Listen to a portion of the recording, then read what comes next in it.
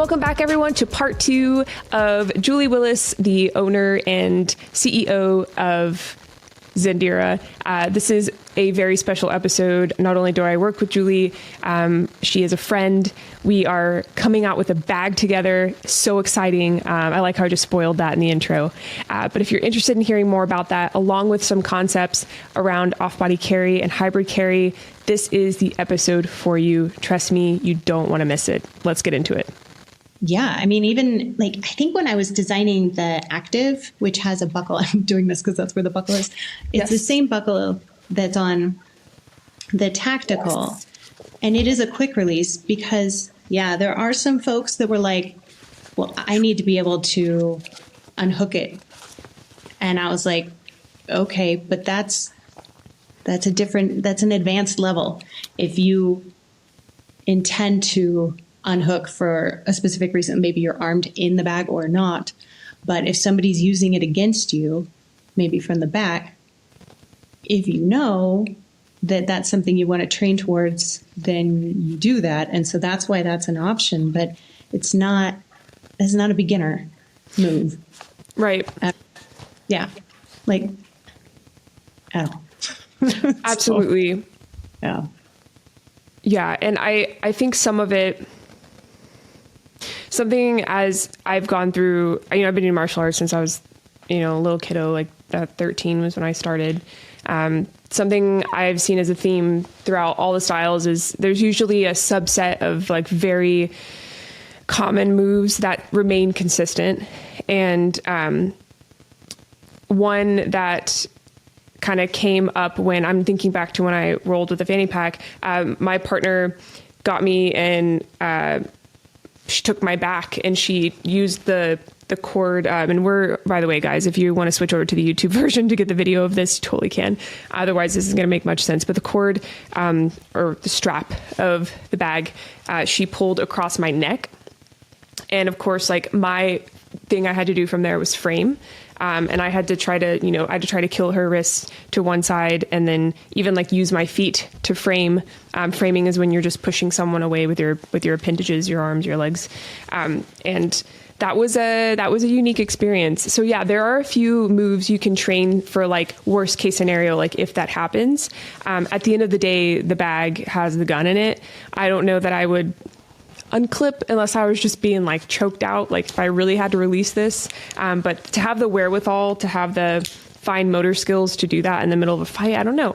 That's one I'll have to explore a little bit more. But yeah, of all clips you could have chosen, I mean, this is a honker. This is a beast. Yeah, and not in the sense that it doesn't blend in well, because it is very slim.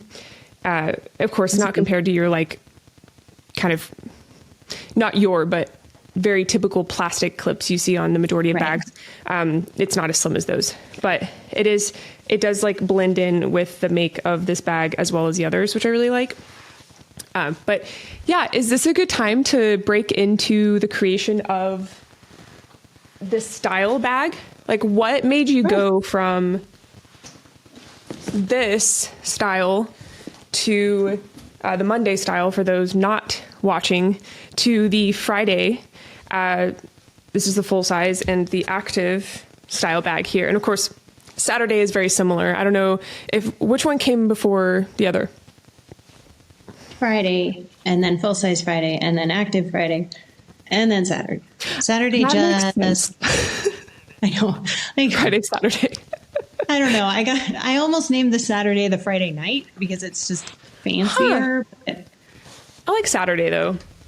Yeah, there's a different curve. Actually, there's multiple different curves going on. It's a really interesting, easy story. I was in a cafe here in Mexico working, and there was this woman and her husband and their son. I think it was like 3 or 4. And she'd gotten up to use the restroom, and then she came back. I saw her crossbody bag, and I had heard them speaking English. And so I said, "Hey, I really like your bag." And she goes, "Thank you. I designed it." And I was like, "Where are you manufacturing?" Because like I'm having a heck of a time. And she was like, "Yeah, we did too." So we just started our own factory. And I was like, "Please sit down and be my friend forever. Like, don't ever leave me." And the Friday was basically was kind of like her bag, except, I was like, I bet I could put a gun in it, which, is a game I play when I'm like out shopping. I'm like, I could put a gun in that. Right.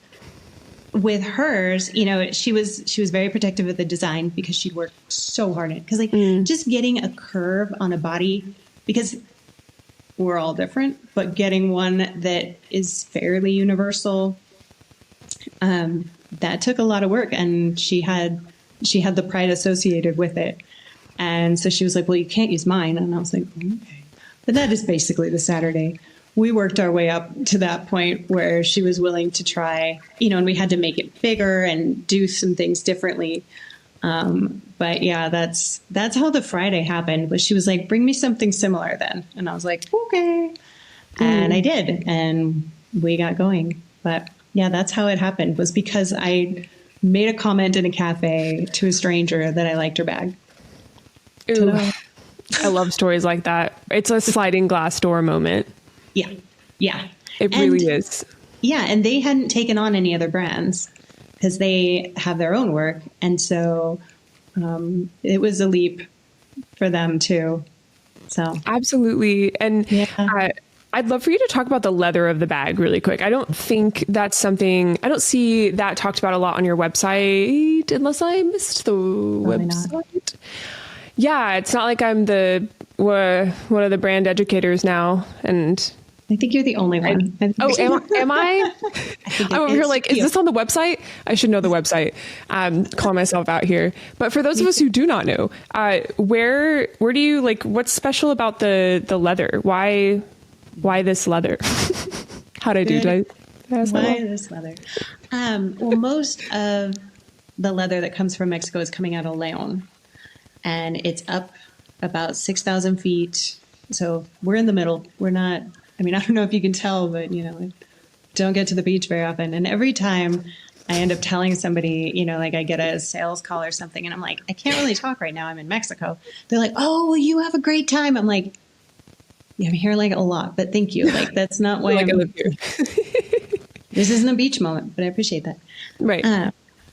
So that's where, when my story started, I ended up at a factory that very first visit because a guy liked my friend.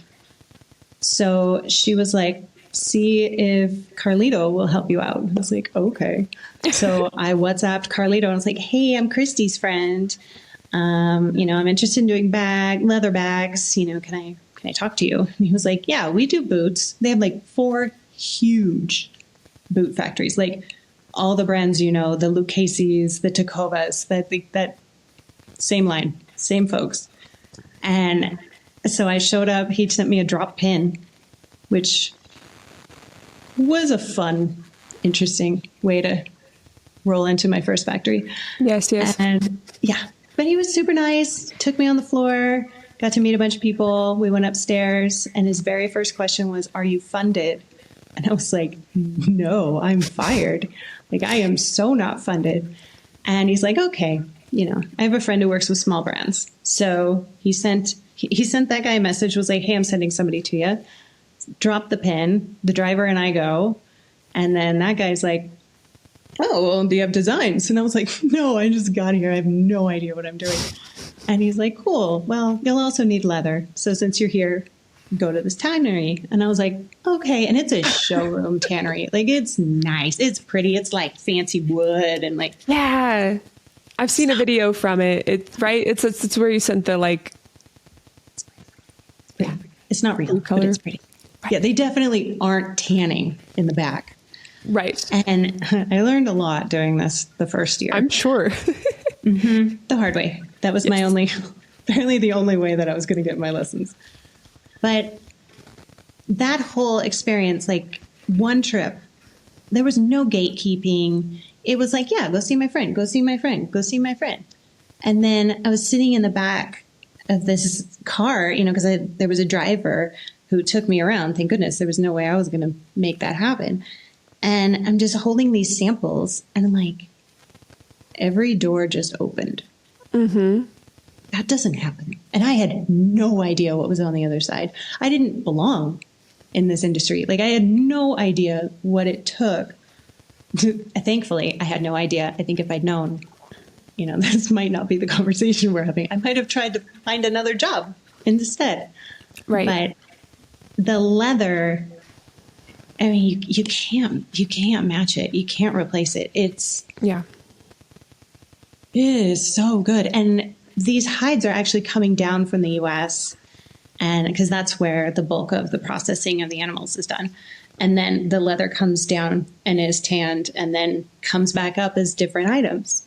So it's a revolving circle in this industry, but it is fascinating to get to understand just like the teeny tiny differences of, the calibre, so the caliber of leather, and how if it's this, like if it's a 12, what that looks like on a bag versus if it's a 14 versus if it's a 16, like it is a different bag. And why would you know? I certainly didn't know. And I ruined a lot of samples by being like, take this, it's pretty.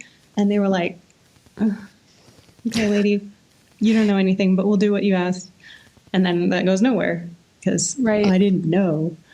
But luckily, because the factory, and my I like your bag, she'd figured that out on a lot of things. And so they had their suppliers and their pipelines and the relationships, and a lot of it is from really, really small tanneries, like a guy and his dad, and they've got a couple other people that work for him. But, David, makes the deliveries. And so for a while there, people were complaining because they were like, why that was so funny to me. David makes the delivery. I mean, it's David. But like, it's David. People would complain. They're like, this leather really smells. And you're like, yeah. Like, it was tanned like 30 days ago. Took 30 minutes to get dropped off. They cut, they sew. DHL's got it. It's coming up. We turn it around. It's in your house. Yeah. It wasn't on a container ship for a month after being, stored for however long. It's like, yeah, it does. It smells like a tack room. Right. I'm unapologetic about that. Sorry. No, absolutely. Yeah. I think that's even something I told you. And it made sense. Like, once you explained it, I was like, oh, like, I'm just so far removed from the manufacturer's process that, it's like that just reminded me. I saw this reel the other day, and this woman was showing her homestead, and she took a chicken from her farm and she killed it and cooked it. And all these people were like, you are a murderer. And it's like, they eat chicken, but they're just so far removed from the actual process that they're adding in their own perception, and they're viewing it through their very limited lens. So this is a very interesting perspective to hear. I'm glad we have it on the podcast. Yeah. I notice even just as I'm talking about it, how animated I get, because it's super fun. Like, I used to make spreadsheets and PowerPoints and yes, very fun. Send emails with all the CCs, to cover everybody's butt. And now I'm just like, what are we doing? What is this? And, I get to touch it, and it wasn't real until I did my first photo shoot. And I was in the back, and the first one was at a hotel in Mexico City. And we had 4 models, and I think maybe the Tuesday was in it. Like, those things didn't even happen. Like, I was way ahead. I jumped the gun. I didn't know what I was doing. It was a lot of fun, though. And I still work with that team because they were there, right, at the beginning. But the photographer sent me some photos while I was in the Uber on the way to the bus station to come back up this way. And I still remember, I can tell you the picture, and I was just like, this is real. I did a thing. Like, this could be wildly successful. This isn't just, I don't know, I'm going to try it. It's like, oh no. Yeah. I did a thing. And it actually happened with the thing that you and I haven't talked about on this podcast, but I threw that thing on a model a few months ago just to be like, how does this look? Whoa. Yeah. Yeah. Yeah. Yeah. Wait, is this the, okay. Are we talking about it? Or are we waiting for part 2 to announce it? Are we talking about, talking about I think we're talking about it. We're here. Yeah. Yeah. Fanny pack? You talk about it because I've been talking. I got to take a sip. Oh my gosh, no. That's kind of the whole point. So podcast, you're the guest speaker. That is how that works. Nothing is more awkward than a guest speaker who like doesn't want to be on the podcast. That has only ever happened to me like one time, but to this day, I'm like, God, please don't send me anyone that doesn't really want to be here. Anyway. Yeah. So I think what we're trying to say is we're coming out with a collaboration line. The bag is called, shall we say it? It is the Sofia bag by Zendira. And this will be a dressy fanny pack with concealed carry in mind, just like these. And it checks all my little boxes for concealment in a bag, which is that there should be a separate compartment for your firearm. There should be no finagling between your wallet, your lipstick, your keys, and your gun. The Velcro is stuck to the carpet.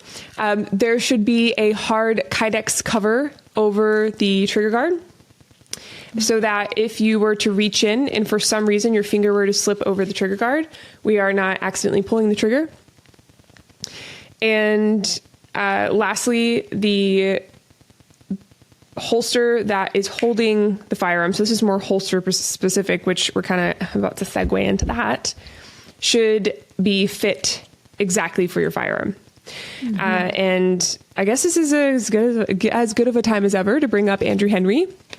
Yes. Andrew Henry is the owner of Henry Holsters. He's based out of Indiana. He is the manufacturer of the Filster Enigma. If you've heard of that, that's who he is.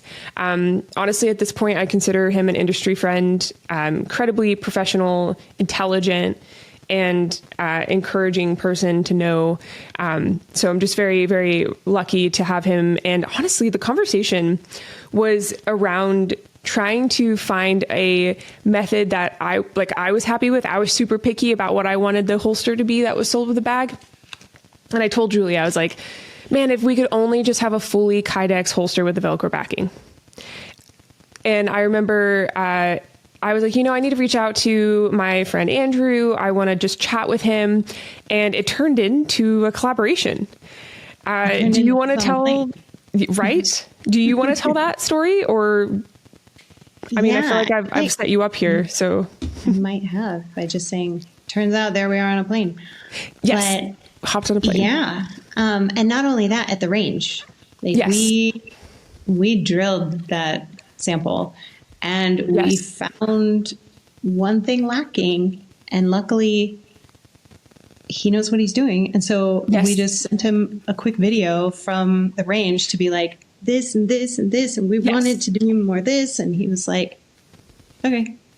And then by the time we were done with the range and back in his facility, he knew exactly what he needed to do and how to do it. And now we have new samples, and it's like, it's people that love what they're like, the problem solving part of it, that are just like, yeah, this could be better. Yes. Like, there's nothing wrong with saying this could be better. I mean, eventually you have to get the product out, but it can be better. Like, we can all move these things forward. And I love the idea of having a full Kydex. I didn't see anything that existed beforehand, really. And no. Yeah. So now we're making something that'll be good for anybody's bag. Like, it doesn't have to be a Zendira. This is an improvement. I'm happy to say over whatever you have, this will be an improvement. Absolutely. Absolutely. I would love to say, just kind of brag on Andrew a little bit. My first call with him was actually just about hybrid holsters with a leather backing.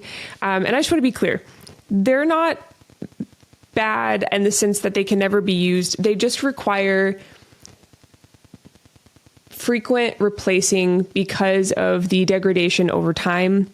This is not something that is common knowledge. It's not explained by the manufacturer. This was something that I just figured out by using my hybrid holster so much. The particular holster I'm referring to has a leather backing and a Kydex outer shell. And this is a great moment to refer to the Andrew Henry episode because he goes into a lot of detail on this. And we got to record this from the actual Henry Holster's headquarters. And just like learning about how Andrew runs that place is just so interesting. If you're thinking like, oh, like a holster manufacturer doesn't sound like something I want to listen to, I promise you will not be disappointed. It was just one of my favorite episodes I think I've ever done. And that's hard to say because I have so many incredible guest speakers, but Andrew's just like out of this world intelligent and I could listen to him talk forever. He and I spoke on just a random FaceTime call one day. I was like, hey man, I'm trying to explain some kind of like contraindications of hybrid holsters with leather backings. And I don't really know how to articulate why they're not the best because I've noticed my gun slipping out of this one that I've had forever. Does that mean I can just heat it up and press on it and make the Kydex tighter? And we just had this full discussion about how over time, when you pull the firearm out of a hybrid holster, you are slowly degrading the material. And when you have something that is softer than Kydex on the opposite side of that holster, as you pull in and out repeatedly, you are slowly wearing more on the leather side than you would the Kydex. And so some brands out there have emailed me back to my inquiries about this particular circumstance, and they've told me to heat up the Kydex and press on it, which, as you can imagine, introduces user error. We're putting in our own take on like the shape of the Kydex. We're changing that integrity of the holster itself, and we are, as a result, sacrificing retention. And if you're listening and you're like, that sounds like a problem that I wouldn't have to deal with down the road, whatever, every holster you have is going to lose its retention over time. Even if it's a fully Kydex holster with discrete carry concept clips drilled in, you have to do some type of maintenance over time. It loosens every time you pull it up and out of your pants and clip it back into your belt. It just happens. So our goal is to create a fully Kydex for safety, but also fully Kydex for the purpose of being able to buy once. And what he did is he created a Tegris backing, and this is actually not the final prototype. So if you're watching the video, we actually have a longer backing to this Tegris material and Velcro to bring the gun closer into the backing of the bag so that when you pull the bag open, your gun doesn't cant forward. It actually stays back even more. And that's what Julie was talking about. We went to the range and we learned that together. In addition to cutting open the bag a little bit, which was fun. We did. With scissors. Like we did that. We probably looked absolutely crazy. That was such an interesting day. I think I've blocked it out of my memory. We went to a very public range. Yeah. And we were just like, talked our way in to draw from concealment, which, is every ranger's nightmare. Yes.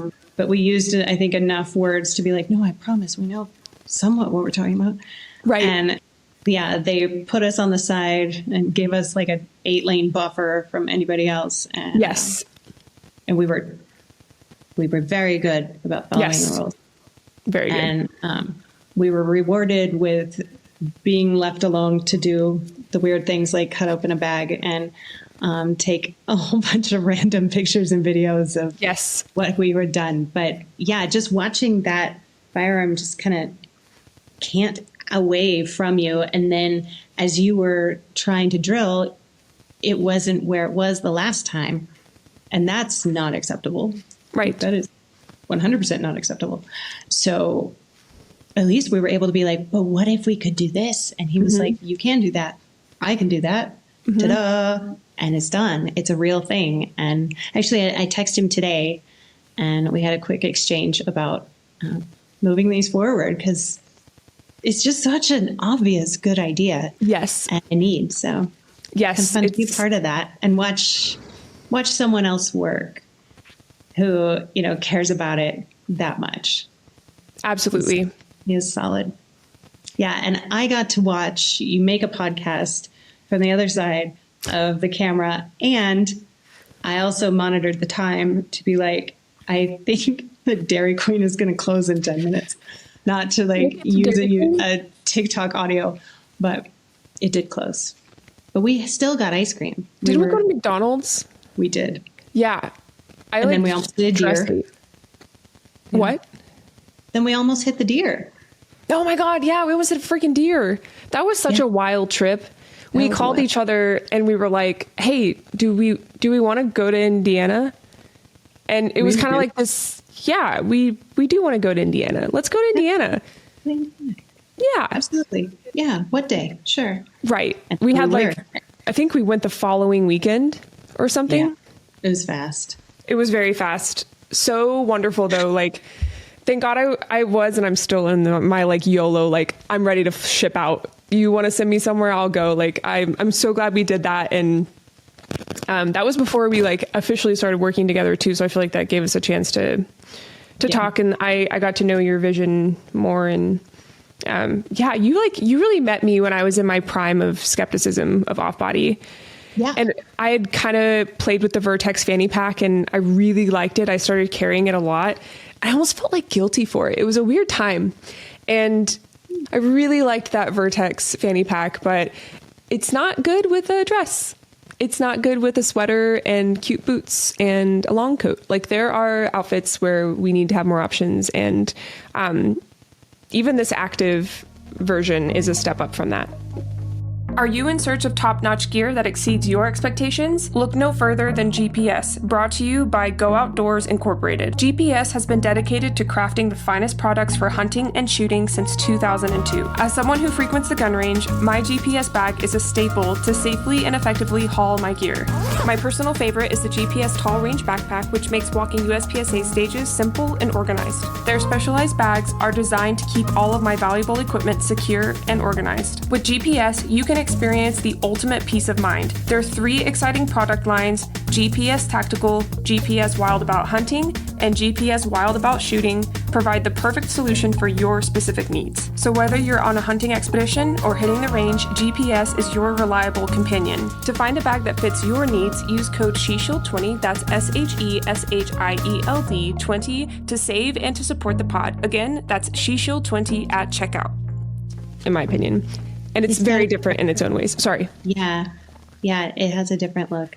And, you know, the popularity of the Vertex and of the Rose one, I mean, has changed the conversation dramatically around this, and the education and content that Lena has put out and that exists in the Rose community. Well needed. Yes. And I think that's why, I mean, that's definitely part of the reason why I'm leaning into it myself, is because I haven't done that and I need to. And it's important. It's important not just that the brand shows, pictures in a way where it's how you really ought to use it. Like, I saw a picture recently of a bag that's very clearly, due to what she was doing in the photo, not on her dominant side. So like, she's never going to get into that. And it's like, cute picture. Can we all just decide that we're going to show these things the way they need to be used, and like just reinforce the safe handling and, carrying in a bag, and not just like cute picture? Like, I get it. I have how many Google Drives full of cute pictures, but they don't make it out. Yeah. It's gotta be locked in. So, okay, I got back up on my high horse. That's all right. I can jump up there too. One thing we haven't talked about is magnets versus zippers. Yeah. Or maybe I should have said, hey, what makes Zendira and the draw method unique from, say, a Vertex fanny pack? Not to say we're not comparing them directly in that sense, just the like draw method. Julie, what would you say makes... Back to that very, very beginning, first 3 weeks of the idea of doing a concealed carry bag and not having an idea what I was doing, I reached out to some friends because I was with Army Futures Command in Austin. I was the lead on their strategic communications team that was a contract team. I like to say that because it's very important that you know I was a contractor and I was not in uniform. For the people who have been in uniform and those who are contractors, it's a very separate thing. But yeah, it exposed me to the ecosystem and military technology and, you know, new gear for the warfighters. And I got to meet a lot of really interesting folks. And so I picked up the phone and was like, hey, I think I want to do this. But like, this part seems like a bad idea. And I had one, you know, former spook who's making some really cool stuff. And he was like, solve for the zipper. And I was like, okay, like, I don't even know what that means. Mm-hmm. And he was like, you know, he over-engineered, you know, just on the spot. He's like, what if you had a button and when you pushed it, like it popped out? And I was like, whoa, 00. Like, no, whoa, 00. Too far. I love that. Yeah. So, you know, I was like, well, I went down the magnet path. And that had its own learning curve because magnets have different strength and they have different things. But after that, I mean, there's really no going back for me. Like, I could not put a zipper between a woman and her firearm because I know how often my zippers snag or whatever. Like, if I'm flustered and I'm in the grocery store line and, you know, there's a long line behind me and, you know, maybe I was distracted and now I'm like, I got to get my thing out. Like, imagine if that was an actual, you know, reason to draw a gun. I don't know. Nope. I drew that line. So magnets, that's what Zendira is known for. That and Kydex, because we don't use the universal one size fits nothing Velcro soft holsters. Black on black. I love when I do that. You know, many people have DM'd me and they're like, can you wear a color other than black? You have a black background. I'm like, haha, I painted it gray. Hey, look, one step. Yeah. Right? Yeah. And I do get comments about like, can you make it a different color? And I actually did meet a Velcro manufacturer recently that can do different colors. But then anyway, this is not the podcast conversation. I was just in my head, I'm like, but then if you open it, now it's like what, neon yellow, and now that's weird. And then the gun obviously sticks out. Like, how do you balance conceal in the I don't know. But as soon as you open it up and your hands on it, you know, you're heading into felony territory. So kind of there at that point anyway. Might as well be neon yellow. Might as well be neon yellow. Yes. Yes. No, I love that. Yeah, it's first time I've heard of it. Sorry, go ahead. Oh no, I was just saying, like, I'm really grateful for that guy for saying solve for the zipper. And yeah, we're still in touch. You know, he got to watch me do it. Just, I mean, how often do you give people advice they never use? Right. All the time. Yes. Yeah. No, that's lovely. And when it comes to, I know this is kind of like the Andrew Henry episode. Like, I'm learning a lot about manufacturing. How do you find high quality magnets? Because I would think, when I think magnets, I think like magnets can break. So like, how do you source that? Yeah, they will shatter when they collide. Mm-hmm. It's really fun. You learn that very fast, and how to, like, you kind of peel them off. You're not going to like them apart. Right. All rare earth magnets, which is and I'm going to butcher this, but neodymium, the only place on the earth where this mineral is found is China. So your magnets are coming from China, no matter what magnets really they are. So they're usually imported to the US. Sometimes they're treated, like ours do have a coating that helps with tarnishing. But recently we had some returns, and a little inside baseball. My mother is, she does all the logistics for shipping out the leather bags. And she also receives, when we get the active bags, back as a return as well. And if there's a problem, she sets them aside, and we usually send them to like an instructor or a range so that they can, give folks an opportunity to get their hands on them. And, it's kind of like they get to go live the good life at a range. But Mom and I had this pile over Christmas, and we were like, what do we do with these actives? Like, whatever the issue was, usually zipper related. And I was like, well, let's try to like harvest these buckles, because the buckles are really expensive. We could not get the buckles out because it's a cut resistant webbing. And yeah. Oh, that's funny. Yeah, we tried all the scissors. We failed on that. And I was like, well, maybe why don't we like try to harvest the magnets? Because, you know, those we can get out. So we're cutting into the bags. And I mean, we got one before we were like, this is a terrible idea. We're done. We're done doing this. And then Mom walked over to the fridge because, you know, she's got magnets on the fridge, and got about 6 inches towards it. And it just popped out of her hand, and just, because they have a 12-pound, their N42 is like, you know, should you find yourself trying to buy magnets? Trying to classify, yes. Yeah. It's a 12-pound pull strength. So it should take 12 pounds of effort to pull it apart. And that's before you put the, you know, anything in front of it. But yeah, that puppy just flew right on. She's like, oh, do we move it? I was like, we can like slide it up. But yeah, so now Mom has one magnet on the fridge that is like on there much more than the other. That's so funny. I also just thought of a pickup line that is so specific to knowing magnets. I'm sure you can guess it. If you were a magnet, you'd be an N42 because you're so attractive. I know. I'm basically Bo Burnham. Flyers to Showcase is on Monday. It's SHOT Show. But you could use it there. I'm going to do it. It's going to happen. It's going to come out. I'm never going to forget N42 now. And neither will you, listener.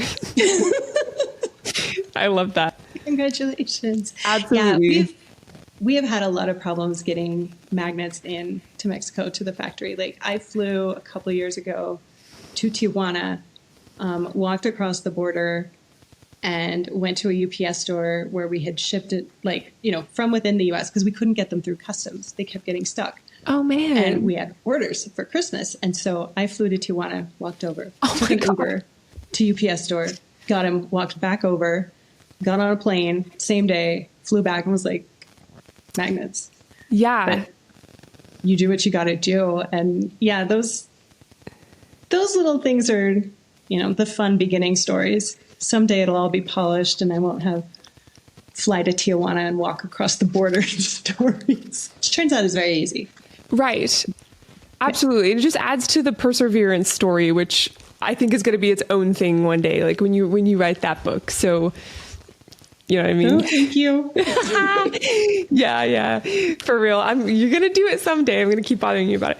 But yeah, I kind of just want to take a moment to highlight, like, not only do you have cut resistance webbing, which I love that, because I feel like that's a common counter to off-body carry. Like, can I just come up behind them and cut the bag off? No, you can't. And then you have a fully metal or aluminum Cobra buckle. Well, aluminum is a type of metal, I guess, but yeah, I don't know it's very light. Zinc alloy too, but it's very sturdy. And then you have like high quality sourced magnets as your mode of opening this bag. You have a separate compartment for your holster. And something I want to point out that you don't really know you need until you realize you need it is full Velcro in this back half. So not just a tiny little patch of Velcro, which if you're thinking like, okay, why would a brand do that? That's stupid. They do that. Okay. They do that. A good example, and this is not I'm going to say their name because I think this is a great fanny pack. Like the Hill People Gear chest rig for running. I love it. I still recommend people buy it. But the back of the pack, I don't think I have it over here, has just a small, probably not even maybe an inch thick line of Velcro to where like Andrew sewed in an entire backing of Velcro for me so that I could have the full backing. So like, this is not something that people find intuitive. Like the fact that Julie's backing is completely Velcro so that you can decide exactly the orientation you want your Velcro backing to be, attached to it is so nice. And it's just not a universal aspect. So I really wanted to make sure to highlight that today. And that's in all of your bags, correct? The ones that have Velcro, right? The ones that are big enough to do a holster. Yeah, the regular Friday isn't. But I see. It's harder to source bigger Velcro. Velcro only comes in certain size rolls. And interesting. It's easier to get the smaller stuff and just move on with your life. Turns out. But something else, like since we're talking about kind of the fails, I got my first sample of the active bag. I gave it to one of the instructors that I met through one of Vicky's courses. The very first time, I mean, she clipped on the Kydex trigger guard, which we include with them, and the paracord, clipped it in because there's a clip at the bottom, drew it. They had put a plastic clip in, and it just totally, like the very first time it went boop, and it broke. And she messaged me from the range, was like, hey, this just happened. And I was like, got to be, like, I was clear. And it was those moments where you're like, whoa, we don't all understand what we're doing. We're not all on the same page here. Like, and so then you get a little bit crazy with your like, and this must be reinforced with this stitch and a whatever. But like, otherwise, what are we doing? And I still have that broken one because I was so cranky about it. No, I don't blame you. And it's important. What I heard from that is that you sent the bag out to be tested before you produced it. That's not, I can't imagine that would be a common thing. In fact, I would put money on the fact that it's not, because some of these bags are just effing terrible. And I wonder, that was my attempt not to cuss. I've wondered, like, wow, you really must have not asked for people's opinions. Or if you did, you didn't do it with the intention of making a difference.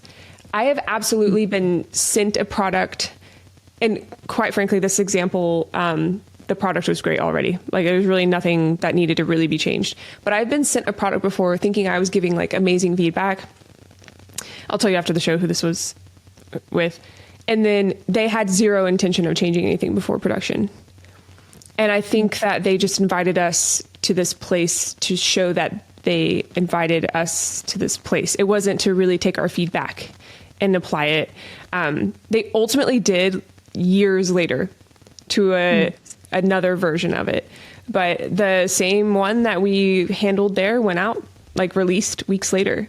So, I mean, the fact that you do that, and we're doing that with the fanny pack, we have a list of ladies we're sending it to. That's the thing. I'm like almost more excited about that than the real release. Cause like, we're really going to get to hear some, people just play with it. I've been trying to like not give away all the details, because I'm hoping that we'll just give it to them and you explain the importance of this as like a new user, to take the bag and try to mess with it without instruction, to give like user feedback. Cause we want it to be intuitive enough. Of course, we're supplementing that with education, which I don't know how much you want to touch on that, but, how much do you want to like, we're finally doing it. Yes. We're doing it. Yes, exactly. Yeah. I'm very excited about that. I've never been so excited to be part of something like that. I was working on building that page today on the Zendira.com so that, there's a home for the education and training and resources. And, because I think it came from just the imposter syndrome on myself, that I didn't feel like I had, because I don't have the credentials, right? I don't have the certifications. And so I really held back from doing that, but it doesn't mean that I couldn't, like, I knew you, we could have done this a long time ago. But now we're going to be able to do a series on each bag, and hopefully this will help more women feel comfortable doing it as well. Cause there's also concerns about magnets maybe being too easy. And it's like, wait, no, it's at an angle, and there's these, like, it's really hard to explain when you're like on the chat website and you're like, I really need to make this content. Right. So I'm excited that we're going to have that for people.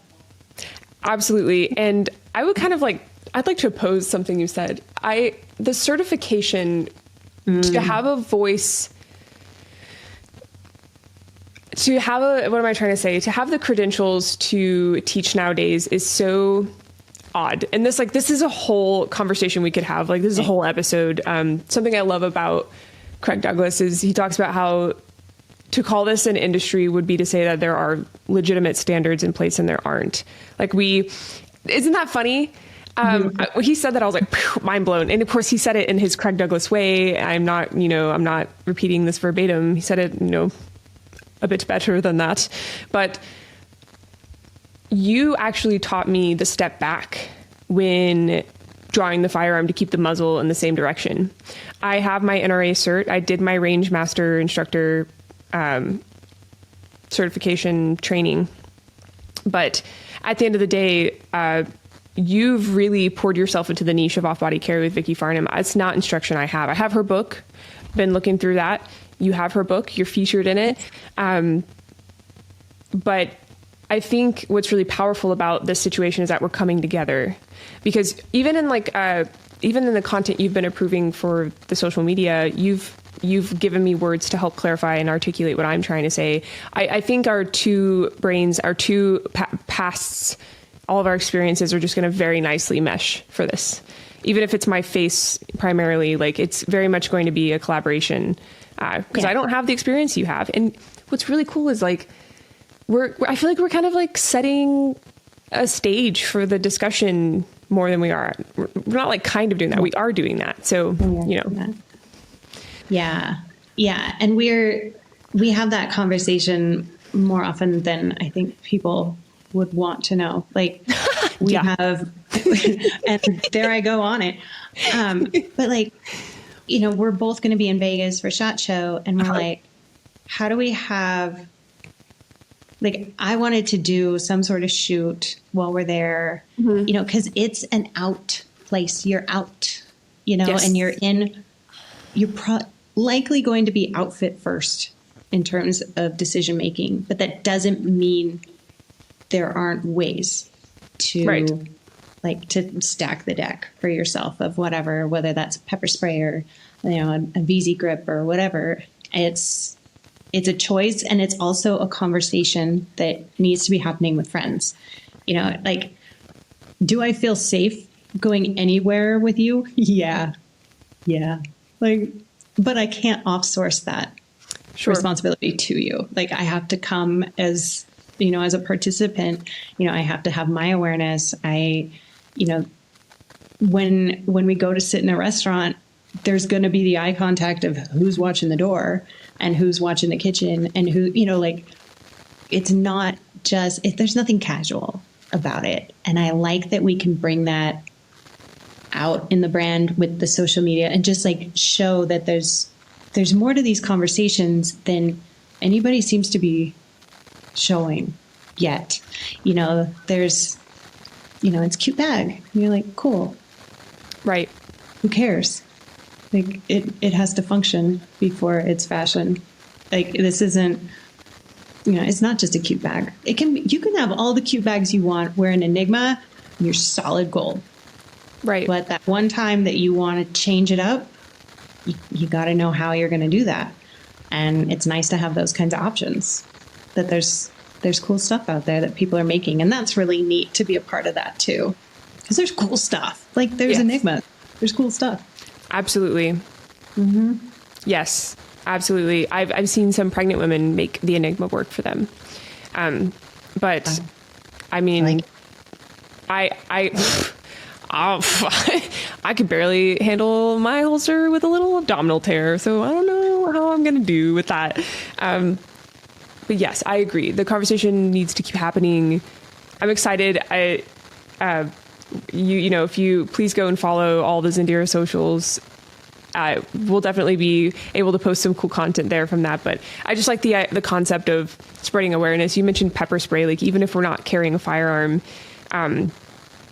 having a pepper spray canister. But would you carry a pepper spray canister in a nightgown from a black tie event? Probably not.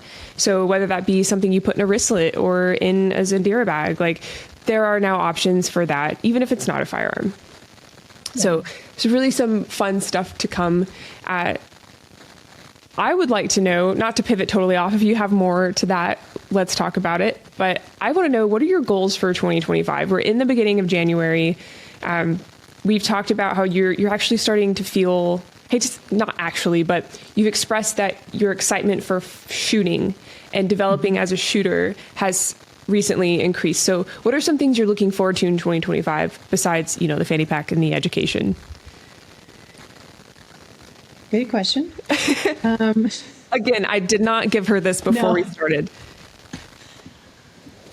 Survival comes to mind.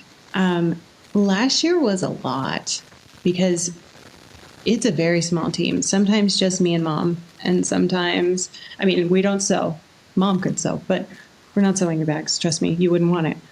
But now I've got an assistant, and now we've got you, and we've got a woman here who's doing 2 photo shoots so that we're more current and we can vary and have more of those conversations as part of it. And so it's building out the team and giving myself an opportunity to not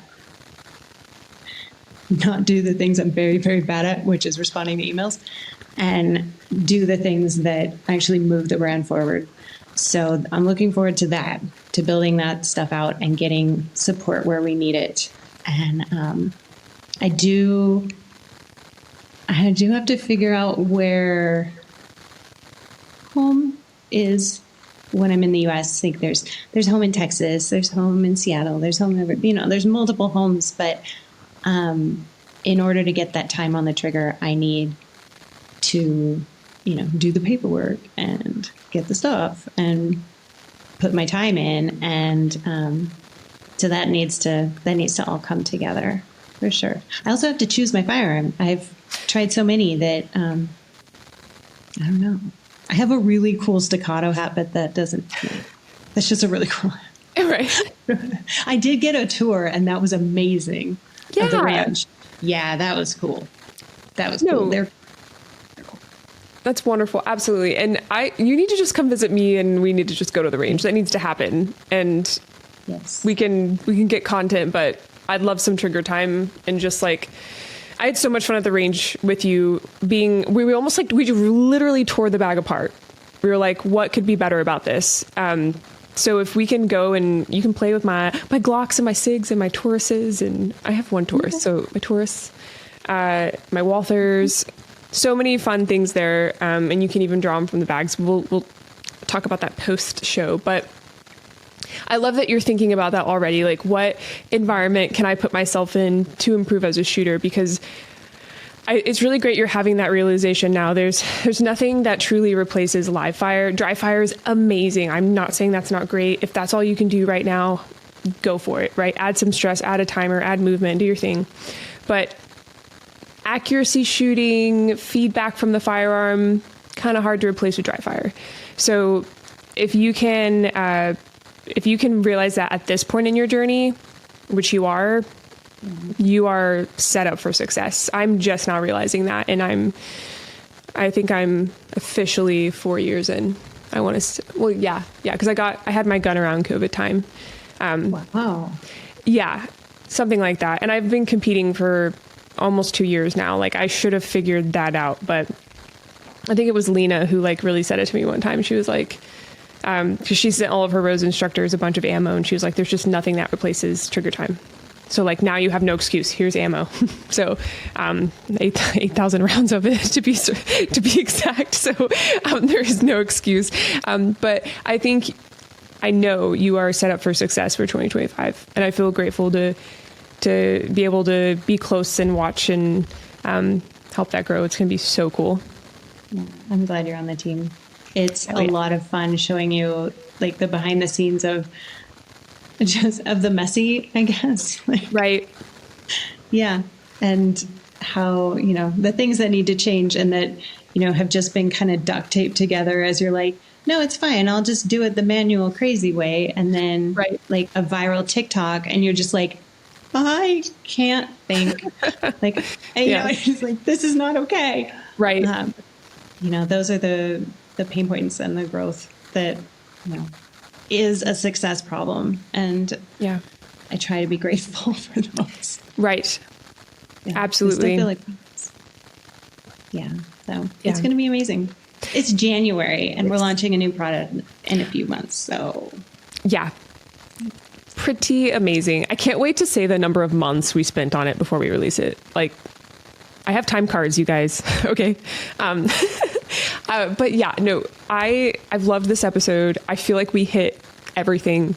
Was it out of order per se? Yes. But I personally, like, I know as a listener, I like to flow back and forth between product and like, what am I trying to say? Training and product and training. Like, I feel like we had that really nice balance, and I look forward to part 2 when we can jump into, or part 3, if we split this one up, can jump into a deep dive of the fanny pack and the story behind it.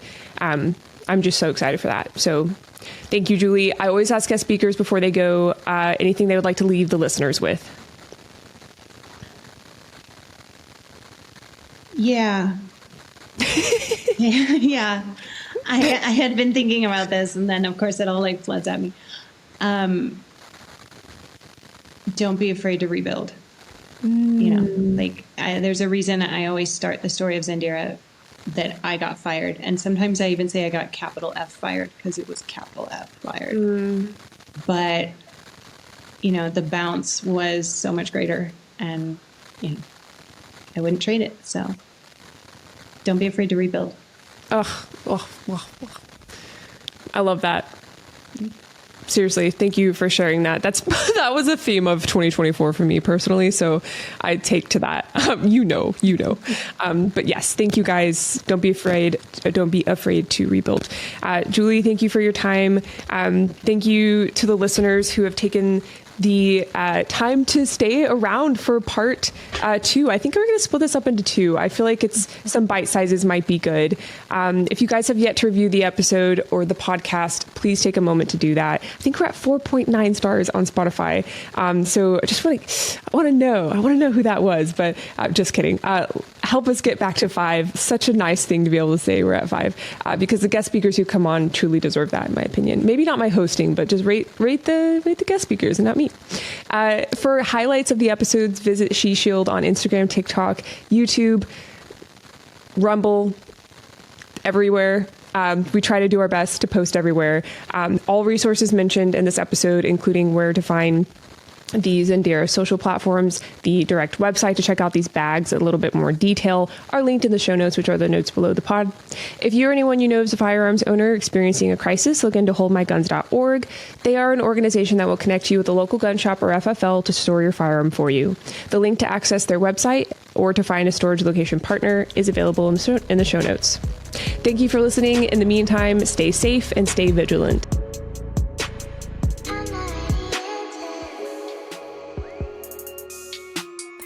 Are you ready to step up your shooting game? Introducing Walkers Inc., the pioneers in ear protection for shooting, hunting, and commercial applications.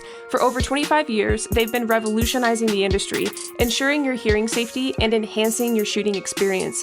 Anytime I'm on the range, indoor or outdoor, I use Walkers ear protection to have crystal clear communication with my fellow shooters.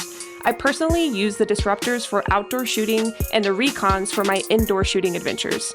Not only does it protect your hearing, but it also protects you. Being able to communicate with others on the range is vital to personal safety. You shouldn't have to sacrifice your safety when the ultimate goal is better self-protection. With Walkers, you'll experience unparalleled comfort, unmatched innovation, and the industry standard in shooting ear protection. Don't settle for anything less when it comes to your safety and enjoyment on the range. You can save on Walker's ear protection and support the podcast by using code SHESHIELD20, that's SHESHIELD 20 at checkout. Again, that's SHESHIELD20 at checkout.